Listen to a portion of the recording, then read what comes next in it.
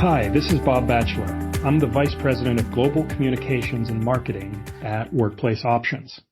And I'm really happy to be here today with Oliver Brecht, who's one of our fantastic leaders at Workplace Options. Oliver, for our many listeners out there, can you introduce yourself and tell us a little bit more about your background? Of course. Hi, I'm Oliver. I am a registered psychologist. I've been practicing for over 10 years now in a variety of different areas, from corporate mental health and well-being, which is going to be the center of our conversation today, through to elite professional sports and clinical psychology and forensic psychology as well. And currently my main focus and role is with Workplace Options. That's fantastic. You know that I'm a true crime buff, and I love that forensic psychiatry. But that's a topic for an entirely different conversation. Today, we're going to be more formal and talk about psychological safety and psychosocial risk and some other factors that business leaders should really be thinking about. And this is something that workplaces all over the world are dealing with, and certainly business leaders should be focusing on these topics. So, Oliver, let's start with the basics. What is psychologically safe? What is a psychologically safe workplace? And why is that so critical for organizations and leaders to think about today? So a psychologically safe workplace or a psychologically safe environment is one where individuals can come and participate in, where they feel like it's safe for them to contribute. So contribute ideas, contribute thoughts, contribute effort, contribute work. Safe for them to learn. And what we mean by that is they're safe to take the risks of learning. So with learning inevitably comes mistakes. With learning inevitably comes need for improvement. Is the environment one that responds to mistakes, responds to errors in a way that incorporates these realities? Doesn't necessarily want them as a per se, like a workplace doesn't want people to be making mistakes, but the fact that they are a reality and responds to them in a productive way that enables that person to learn and develop and grow through that. An environment that's safe for them to challenge in a constructive capacity. And of course, this is where a lot of things such as innovation sit. And then finally as well, the last component is the safety to feel included, that they can bring their true and authentic selves to that environment, in this case to that workplace, and feel like they will be included for the quality of who they are, for what they bring, and will not be experiencing any sort of, say, discrimination or disconnect based on any factors of who they are, their experiences, their stories, their history, etc. So that's overall the concept of what builds psychological safety within an environment and within a workplace. Why is that important? I've touched on one of them before, that concept of innovation. These four key pillars enable your people and therefore your teams and your organization to grow. So if you're able to create an environment that people feel like they can bring their true selves to, that they can contribute and own their part of the success story, that they can learn along the way and develop, and as well as challenge and innovate, you're going to not only create an engaged workforce, but also a workforce that in itself is improving every day as well. And of course, in today's corporate landscape, with the way things are moving along with technology, with client expectations, with all sorts of different things, that ability to innovate, change and adapt is really important. So a psychologically safe environment is one that's going to not only attract your best talent, it's going to retain it, and it's also then finally going to help you get the most out of that talent as well.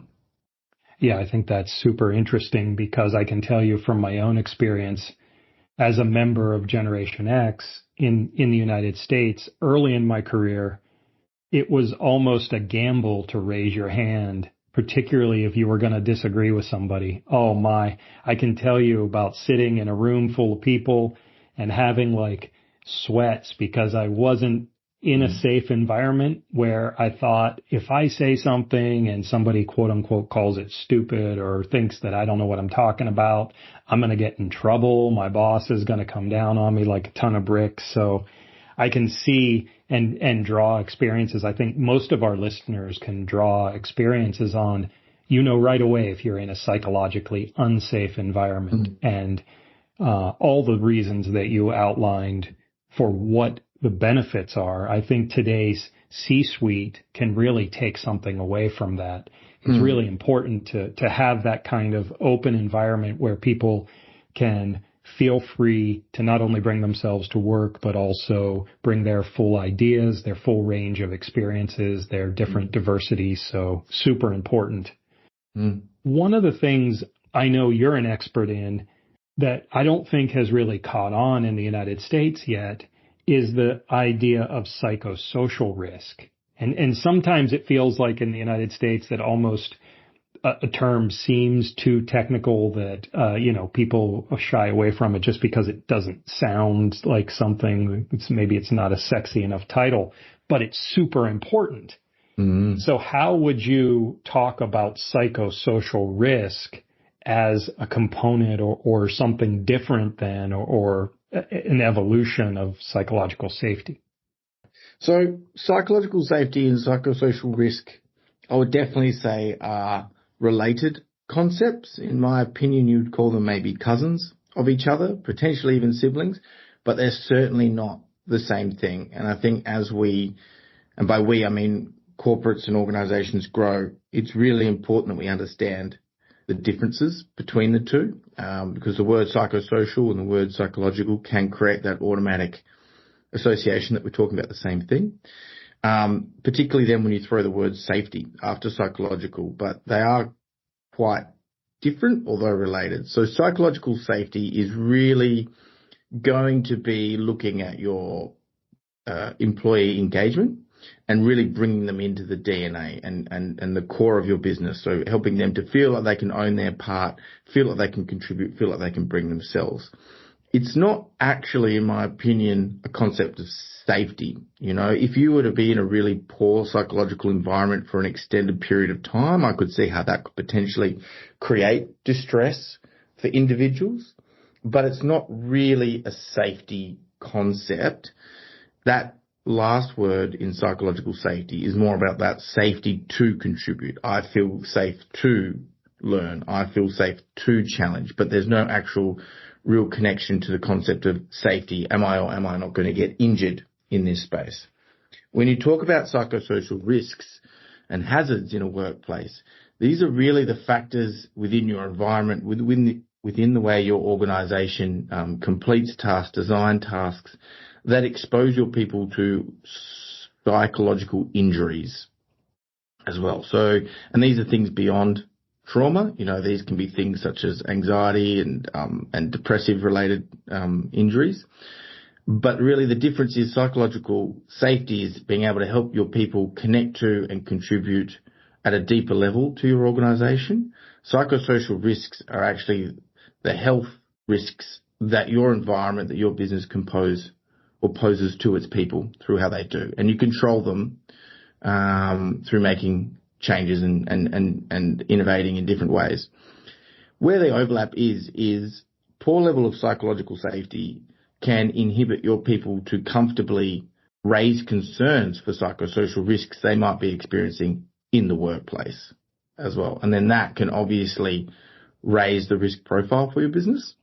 But really that's the connection. They don't overlap more in the sense that they are the same topic. They are quite different. And it's really important for organizations, HR, the safety departments within organizations, and also the C-suite to remember that there are two different concepts and you are ultimately trying to achieve two different things through discussing and implementing things to do with psychological safety and those that are related to psychosocial risk. And it seems that certainly in Australia, the impacts of psychosocial risk are more apparent, perhaps, or more people are paying attention. Do you see any differences there between the way you're looking at it versus what you're seeing when you look across WPO as a global organization?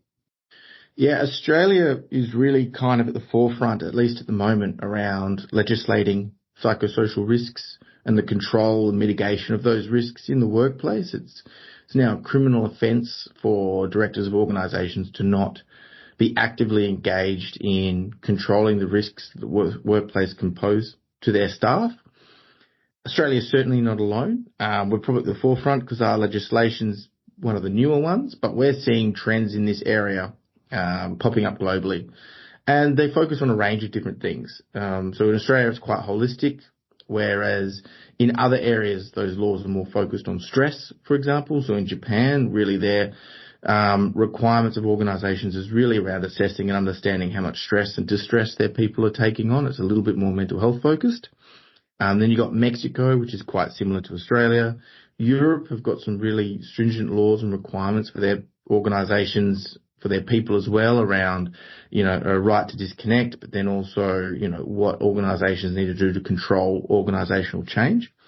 Really what I feel I see when we look globally across these trends is that, they fit into some broad buckets. So, Australia is quite around the potential risks and the environment, understanding the workplace environment. Japan is more understanding, and some of the countries through that region is more around actually recognizing and understanding the level of well-being that your people are in. And then other countries is more around, protecting the workplace from discrimination and the distress that can occur from that, as well. So what are organizations doing about bullying and harassment in their workplace and making sure that that's being stamped out and controlled as well? I think to conclude my answer to your question, where are these different trends coming from? A variety of different places, and I'm sure what I'm about to say is not the only influencing factor. There are other factors, of course, in that, but I think a heavy one is where is the country in their journey on the discussion of mental health and well-being as well. So are they quite forward in that conversation? Is it a community? Is it a society that's willing to have the mental health and well-being discussion in a quite open context? We'll talk about it quite holistically, talk about different areas of it, and then you might see a certain set of trends coming through in the psychosocial risk legislation and approach, where for those other countries where stigma might be a bigger factor, openness for discussion and willingness to honestly participate and help in the data collection might be a little bit more of a tougher concept and struggle, then you might see some of a bit more of a shift in where they're focusing at. So Australia quite forward with the mental health conversation. We've got quite a holistic look at psychosocial risks and quite a broad brush. Some other areas might only focus on bullying and harassment because that's quite a tangible and easy conversation, or easier entry-level conversation to be having around the risks that the workplace can hold and the impact that those sorts of behaviours can have on people's well-being and safety. Well, thank you for that. That's very thorough and certainly one of the best outlines of those topics that I've heard. So really appreciate that. It's going to be everywhere soon. I mean, if you just look at global trends, psychosocial risk and safety, certainly it's going to be everywhere it isn't now, it's going to be, and it's certainly going to gain in importance. Yeah. When we look at, I think WPO has taken a very important and I think interesting stance on employee engagement. Alan King, our CEO, has said that this is going to be a platform that we are going to rally around because employee engagement in many ways that you measure it seems like the ultimate, quote unquote, holy grail that organizations are leading toward.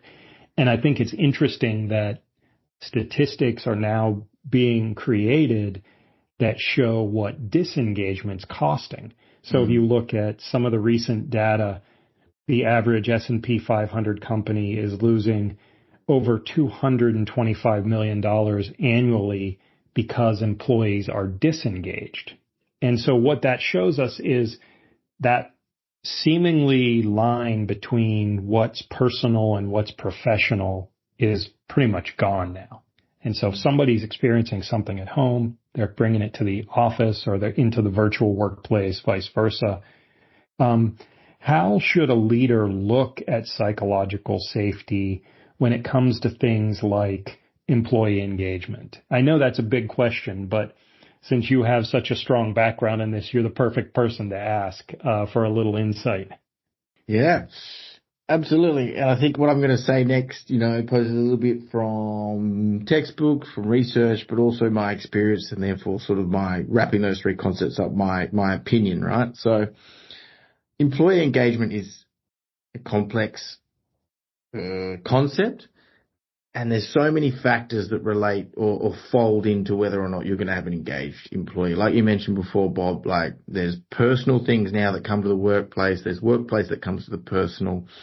You're going to have people that are at different stages of their life. You're going to have people that view their engagement or their participation in work as to varying degrees of how they build their concept of self, right? There's going to be some people who want to leave their mark on the world through work. And there's going to be some people that want to work to collect their paycheck to then, fund some great experiences and providing for their family.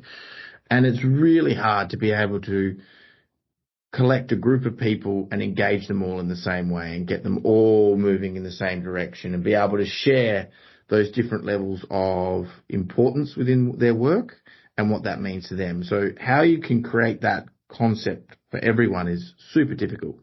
At least with psychological safety and providing an environment that helps people feel safe to contribute, to challenge, to learn, and to feel included, at least gives you a baseline avenue, takes away one of those factors that you've got to be worried about or that concerned about, and just provides you at least a fighting chance of being able to corral everyone and point them in the one direction and engage them in your workplace and what you're trying to achieve as an organization.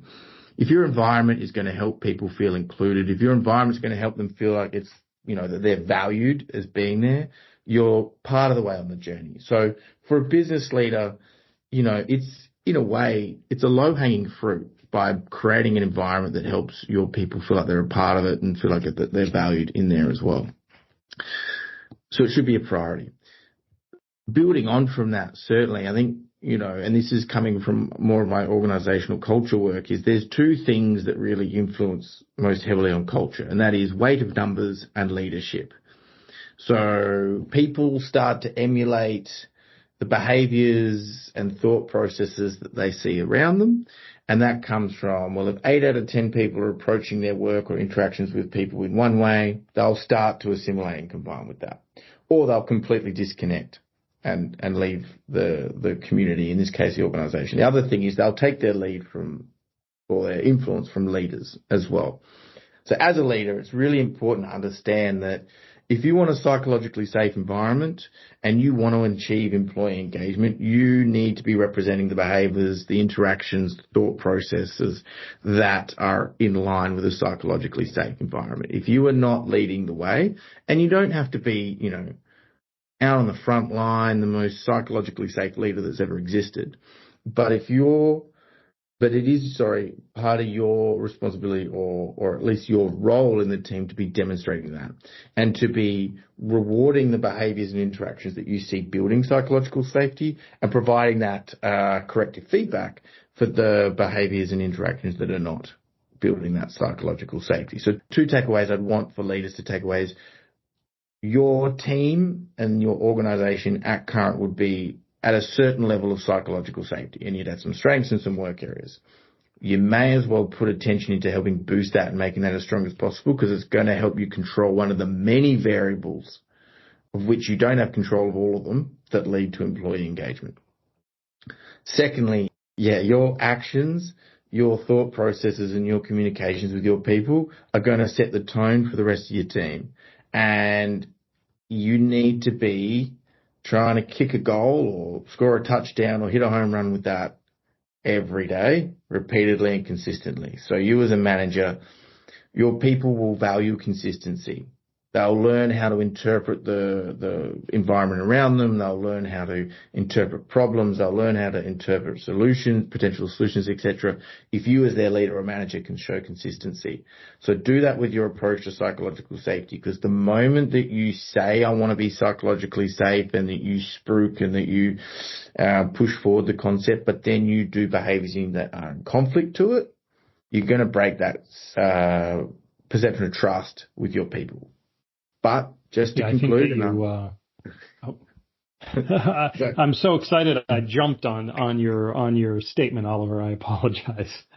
the only thing I was going to say is I know that I was quite, I can't get the right word coming to my head at the moment, but forceful in that comment, but it's not as hard as I just made it out to be. It's purely just consistency, and that can help you go a long way. Yeah, it's interesting. The reason I was so interested in jumping in is because the next question in my mind was how do leaders recognize when their workplace lacks psychological safety? And I think it's a full range of tools as you've laid out, but it does come back to the role model effort that the individual puts in, whether it's a C-suite leader influencing others in the management committee, whether it's a manager managing frontline employees. The consistency that you mentioned is super important. And then using tools at your disposal to identify places perhaps where psychological safety or barriers exist. Yeah. Another place that Workplace Options has really put a stake in the ground is around the idea of inclusive leadership. And I think what you were saying in many respects were the properties or the leadership traits of an inclusive leadership. Maybe you could explain just a little bit from your perspective what it means to be an inclusive leader and how that effort and that work, because remember, an inclusive leader isn't trying to be perfect. An inclusive leader isn't trying to improve each day. How does that play into the idea of creating psychological safety, of improving employee engagement? Yeah. So the part in your question I'll latch on is that concept of improving every day, right? So by that, by virtue of that statement, what we're accepting, which is absolutely accurate, is that there's no such thing as perfection, and that we as leaders and people managers are ourselves going to make mistakes, or what will wrap up or what will define, as per this conversation, is we're going to have continuous learning opportunities, right? So one thing then to do is us as a leader and manager demonstrating how we are ourselves fallible and how we as ourselves respond to those learning opportunities. Do we become defensive? Do we take it on? Do we demonstrate to our team about how we take that opportunity to improve? All those sorts of things. So being openly expressive about how we ourselves have maybe let someone down, or maybe we've made an error or whatever it is, but then work through how we're actually going to fix that problem and learn from it as well. That's going to demonstrate a lot to your people as well, right? So like I said before, we're not out there trying to make mistakes, but they're going to happen. So as we as a leader, if we are open about those learning opportunities and we accept them and we use them as opportunities to solve problems and improve, then we are innately demonstrating to people that this is a safe space for which to learn. And you're holding that in that space, which is a great example to be setting. Yeah, I think I've seen this in terms of the way that WPO and the diversity movement talk about inclusive leadership, including in the Inclusive Leadership Handbook that Don Thompson and Kurt Merriweather wrote, that for me, what stood out is that communication is one of the pillars of inclusive leadership. And it's not just you and I talking, but it's me actively listening, and it's leaders actively listening. And so I think that falls into, that's one example of how a business executive or an organizational leader might think, well, I don't need to become an inclusive leader. I'm already at the top of my game. But when you're self-aware enough to look at the abilities you have, you might say to yourself, well, the reason that project failed or didn't achieve the successes that we hoped is because I didn't listen to somebody along the chain of command or the string of things that had to happen. So very interesting tie there. Totally. And to build on that further, I mean, as you become a people manager or a people leader, inevitably you've probably been raised to that point or elevated to that point because you yourself were a really strong contributor or high achiever at the frontline level, right? And someone in the organization has gone, hey, Bob does great work. We should put him in charge of others so that he can lead them to great work as well. So it's all about as your people manager, you're really trying to scale your impact through creating an opportunity for others to be great as well and sort of learn from your skills for you to learn and foster their abilities as well. And that's not always a given that people are going to be able to step from competent performer into creating a setting for others to be their greatest. But under that eyes of like trying to scale your impact, if you look at the 4 elements of psychological safety, it's really about you yourself being able to help them occur and surface within others, right? So the safety to contribute. So you yourself as a manager need to be making sure, am I leading in a way that my own ego is not going to get in the way of others succeeding as well? So am I honestly, wholeheartedly helping others to contribute and seeing that as part of my mission and my spot in the organization, not as a threat to my perception of competency or being a high performer as well? Am I creating a space for people to feel safe to learn in? And by learning, you're imparting your wisdom, you're imparting your experience on someone else to help them understand how they can independently solve problems, grow, develop, etc. Do I see people coming to me and challenging my ideas as a threat or as a way that is actually going to help my team stay on that innovative edge? Because I think the other thing that managers and leaders all need to accept is like, we've all got a shelf life, right? Like we're probably at the top of the game for a little period. And then really our role starts to switch about how we can help others be thinking in that capacity. And we're using our wisdom and experience as what then contributes for them creating that greatness and the team creating greatness. And of course, inclusion. If everyone is just sitting there telling you the same thing and yes personing to everything, you've probably got this an issue in your team where that safety to challenge and that safety to have independent and different thoughts as part of inclusion is not there as well. So you're struggling to scale yourself without psychological safety, and your impact on the organization, selfishly, independently, is going to be limited as well. Yeah, that's great insight. I really appreciate you sharing that.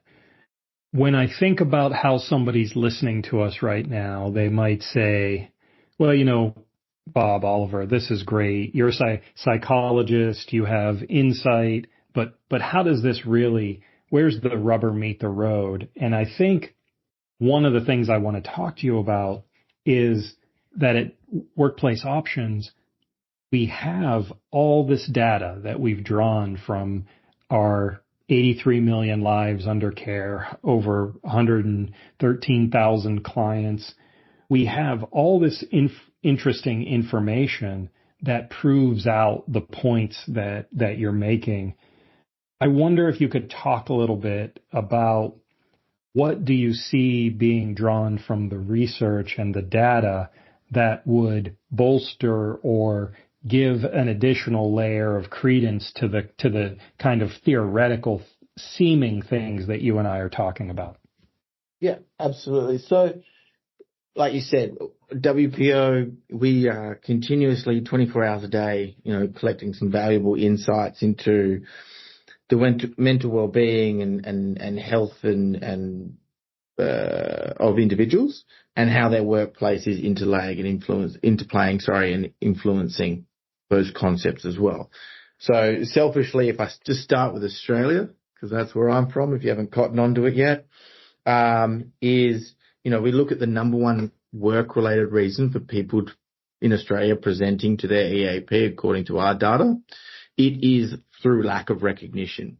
Now, lack of recognition can come from a variety of different ways, right? Some, maybe remuneration's contributing to that.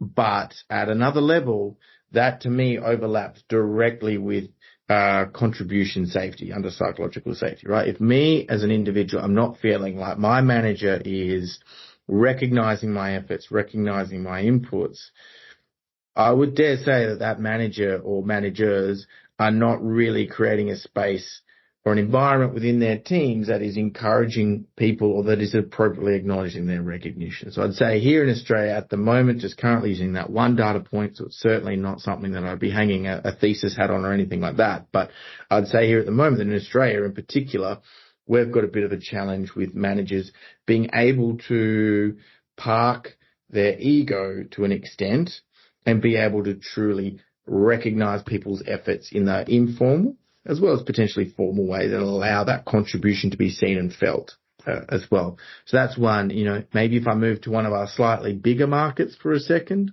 as well, let's look at the United States. We're looking at some work-life balance challenges now. We're looking at work-life balance as being the number one work-related reason for people presenting to employee assistance program. So, without the work-life balance, there's that continuous monotony of heavy work that interferes with our personal pursuits and recognition. Now, I myself am a business leader, so I'm not saying that we should all just simply work less. And I know that that's not a reality, but I dare say if we've got a problem with work-life balance, there's probably an inability or a lack of safety for employees to feel like they can potentially challenge to a manager when that manager is overloading their work tasks for an extended period or dropping things into their to-do pile late in the week that's going to impact the weekend, etc. If there's no ability to challenge or no ability to discuss that, then that's going to perpetuate that problem, much like in Australia with the lack of recognition. It's just going to perpetuate around without some sort of active solution. And that's going to be on the managers bringing that level of safety and awareness to how they're managing their teams. Well, that's a great point. And I really appreciate you sharing those data points with our listeners because in the United States, where I am here in Raleigh, people are talking about work-life balance all the time. Because some organizations have, in a command and control kind of mindset, demanded that people go back into offices for X number of days. Frequently, when the crisis, quote unquote, crisis occurs, it's because it was like a militaristic order from the top rather than any kind of conversation. And for a country already seeped in work-life balance, it's been a big challenge to find an equitable way forward. Yeah, absolutely. And, work-life balance can be, as I alluded to, with a little bit of a jokingness to it as well around, it can be a difficult concept to bring because, it has that illusion of, you're just saying you want to work less and those sorts of things. But looking at the data live here as well, the number 2 reason is job performance. And number 3 is conflict and tension at work with my manager, presenting reasons work-related in the United States. So even if we just park work-life balance for a moment, because that can be a bit of a scary one to be addressing off the bat, but even if we look at job performance, if your organization in your EAP utilization data are seeing that, people are presenting due to concerns with their job performance, well, I'd be going to your managers and making sure, are you creating enough space, time and attention for people to feel like they've got opportunity to learn and develop in their roles as well? Because that's, again, going to be an easy win for organizations to get employee engagement. It's not just, I want you to do tasks for us, but I'm going to impart this knowledge, or I'm going to create an opportunity for you to learn and grow and you to build those skills because they're benefits of you. That can help build that engagement as well. And then thirdly, conflict and tension at work with managers. That's telling to me that, again, managers need to be able to create a space with challenge as well. So either how are they helping to structure those conversations with employees so that they stay positive, or how do they accept conversations and challenge from their employees in a way that it's utilized as a positive experience? Am I creating an environment whereby any sort of challenge is considered an argument as opposed to an open discussion about where we're at, what do we want to be, and what some of the alternatives could be in getting there? Well, thank you. That really brings it home and is such an important point about how what may seem somewhat theoretical can really be viewed from another lens as completely down in the weeds and where the rubber meets the road. I'd like to transition for just a second to talk about WPO's Air 25 training program. I know you're excited about this program. I'm excited. And I think that a lot of organizations around the world are going to find this a way to help them overcome some of the challenges that we've been talking about on this podcast. So can you talk a little bit more about Air 25 and what a leadership team might expect in an Air 25 engagement? Yep, absolutely. So I'm going to start by maybe zooming out just slightly and talking about our AIR concept and training more generally. So our flagship AIR program is a training engagement, a slightly extended training engagement, about 3 to 4 hours of training, which is designed specifically for people leaders, people managers in organizations. And it's helping to build an ability for people managers to be aware about where their people are at from a well-being and an engagement point of view, and being able to then support them and link them with the processes, programs, activities that are going to help to build that sense of engagement, help build stronger sense of well-being for them. Now, it's really important for a couple of reasons why your people managers are skilled in these areas. The first one is being a people leader is about being able to create a setting for others to be their best. And those skills are not just technical. Those skills are being able to help humans be their best. So you need some of these, what are traditionally probably called soft skills, to be able to then engage, motivate, and sustain people's well-being, or assist them in that as well. Secondly, as well, and this is a personal opinion from my experience working in the industry for 10 years now, is that all your additional supports that go around creating your supporting your employees to work their best and be their best, your EAP, your other wellbeing programs, your engagement programs, your benefits programs, all these sorts of things, your high-level organizational leaders, your execs, your senior leaders, they design these programs, they implement the programs. I think they're great. But then really about then creating a clear pathway for those programs having an impact at the front line relies on your people managers. If your people managers aren't positively speaking about your benefits programs, your EAP, your support programs, all these different areas, then your employees are not going to feel safe to use them. If your managers are not aware about when each of these programs is going to be of most use to your people, then there's going to be a missed opportunity for a referral or a utilization as well. So really what I talk about is your people managers need to feel competent, confident, and capable in having open conversations with your people, being able to recognize when they need to have an element of support or a chat or a discussion, and then being able to move them through to a process of taking action. So our AIR program is all around helping develop your people leaders in that area, being able to identify when someone is struggling or have the awareness of when someone is struggling, being able to engage them in an open conversation about what might be contributing to that, how they can help, what is the next steps, and then referring them to and encourage them to take actions that build resilience in that area as well. So we've got this AIR program. Now, what we've done is we've refreshed and reiterated the overlapping topics within our AIR program as the world has changed, as the world has developed. So when AIR was first developed about 6 years ago, it was simply AIR, and it was simply the concept of helping your people managers to learn the skills that were going to help them to engage their workforce and also support their workforce through signs or moments of distress. During COVID, we released AIR 2.0. And this was all around how people managers could thrive in their role of supporting their people during a VUCA world, or in a VUCA world, so a volatile, uncertain, ambiguous, and conflict-based world. COVID is somewhat now spoken about in past tense, so we've recently refreshed the AIR model for AIR 25. Now, AIR 25 being 2025, which is when this will be officially launched, although it is available now. And this is all around how people managers can create a psychologically safe workplace through the key skills of inclusive leadership to achieve an engaged workforce.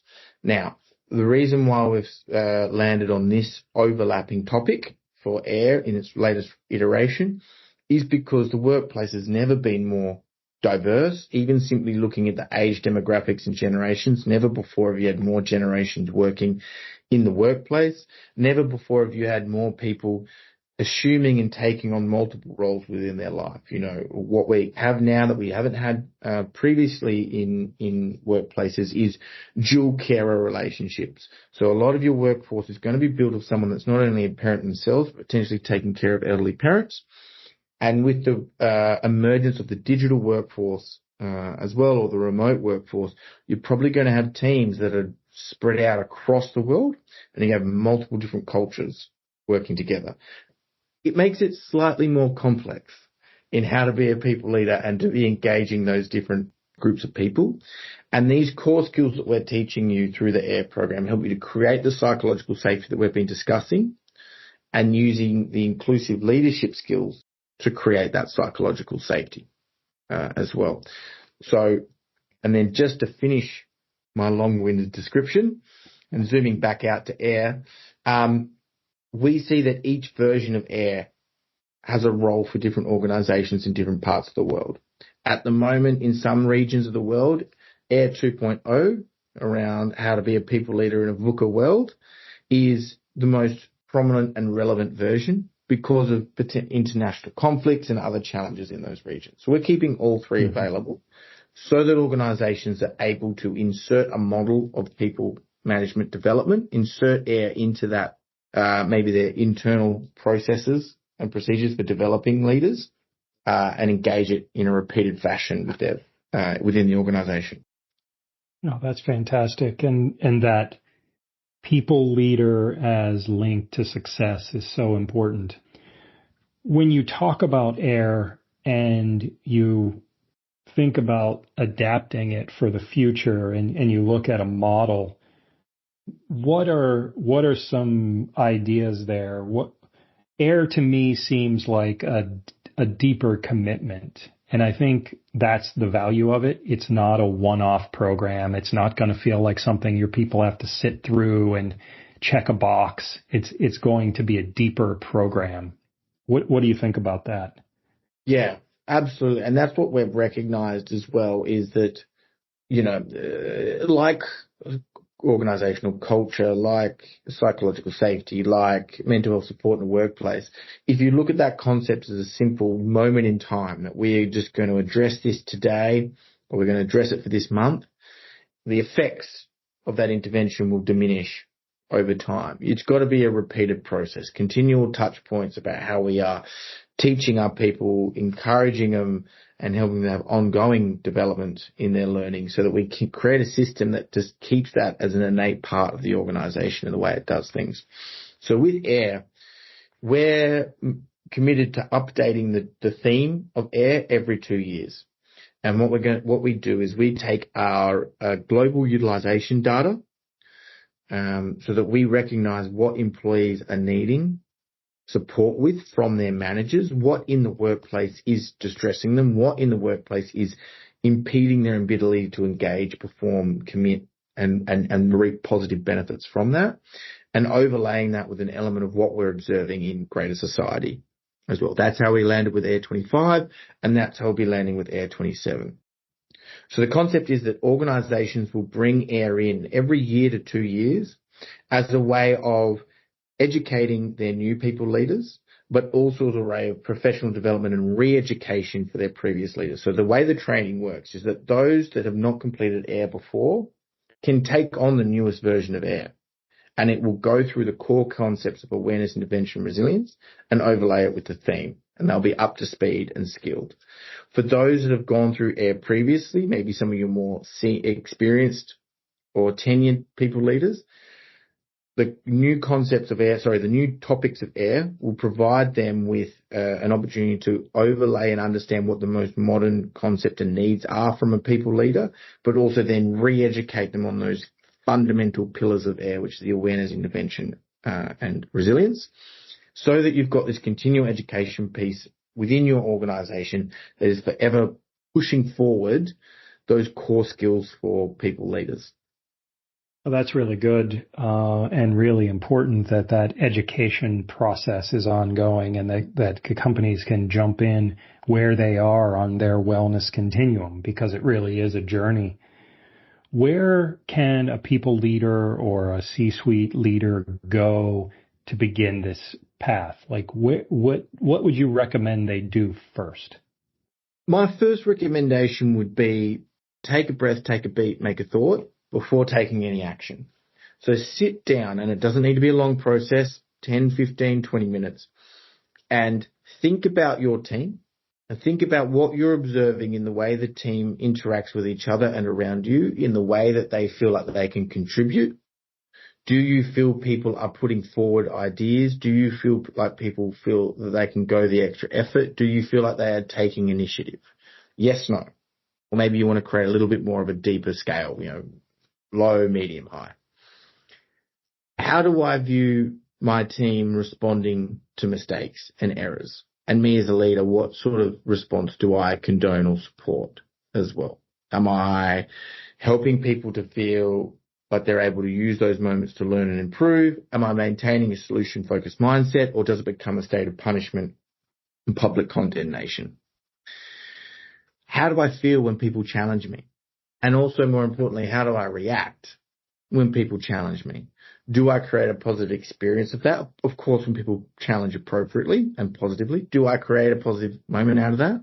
Do I take it defensively? Do I encourage it? Do I not encourage it? And how do I feel like I create a space for everyone in my team to thrive, regardless of their background or who they are or their differences of opinion? Am I being an inclusive leader? So effectively what I've described there is a little bit of a stop and a scorecard around how you feel like you're traveling and what your needs might be from a psychological safety point of view.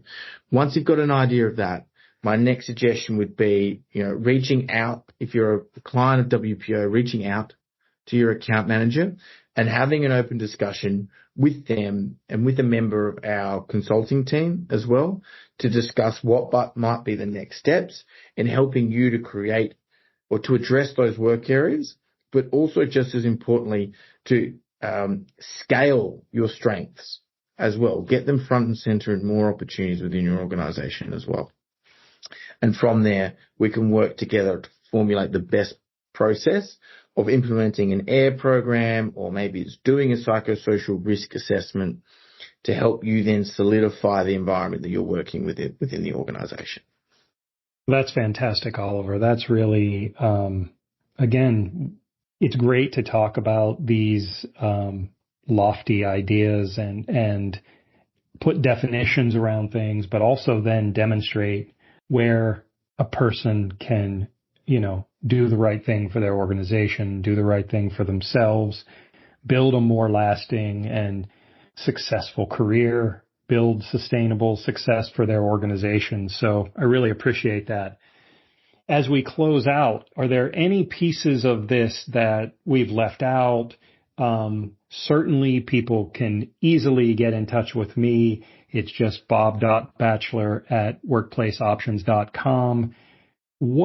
Any final words of wisdom that you have or ideas that we may have skipped over? One thing I would suggest for people as they get started is, yes, the concept of getting all your people moving in the one direction and pulling in the same direction can seem quite daunting. You've probably got a variety of different personalities, backgrounds, perspectives, motivations in your team, and it can seem really like it just doesn't click, or that it's going to be really hard to get them all moving, as I said, in that one direction. Ultimately, it's not that complex or complicated. We're not trying to create or solve really complex situations. It's about creating an environment that you feel like you personally would thrive in, or that you feel like you're, one that you'd want your children or your partner to be a part of. That can be really just a basic high-level way of trying to picture what you're trying to create and then aligning behaviors, intentions, and communication styles to that. Even below that, I would just say start with something. You don't need to create a psychologically safe environment overnight. It's probably going to be impossible to do that, but just start with one thing that you feel like you can replicate. And by doing that, you will be more authentic in your approach to this, and your people will buy into it more. If you try to go from zero to hero overnight, your people will tell that you're doing this for some kind of other reason that may not be completely authentic. Don't let this become overwhelming or daunting to you. Try one thing. Of course, having said how easy it is, it's even easier and more powerful or more impactful to do it with the support of a subject matter expert such as Workplace Options. We can really help you to understand kind of where your greatest needs area are at, where your strengths are at, and maybe what are some of the unseen parts of your business or your team or your culture that are impacting that state of psychological safety as well. So start with something. It can be small, and build momentum from there. Well, thank you, my friend. I really like that idea of identifying the environment that you would want to work in, that you would want your partner to work in, that you would want your children to work in, and the kind of world that you hope to create. One of the reasons I love talking to psychologists, because they're so damn smart and have such insight into what makes people tick and what makes organizations tick. So much of it comes down to that people are just complex, and you have to deal with those complexities. And as you said, it's not going to go away or change overnight. So I really appreciate this, Oliver. This was a great conversation on some topics that I think a lot of the media, a lot of people are talking about at a very high level. And what I appreciate about this conversation is that you demonstrated to people leaders and senior business leaders how they can look at an organization right away, tomorrow, the next day, next week, and really begin a journey that's going to make them one step closer to sustainable achievement and accomplishment in their industries. So thank you so much. You can go to workplaceoptions.com for more information. As I mentioned, I am very easy to get a hold of, as is Oliver. So thank you so much for listening, and we will catch you again soon. Thank you.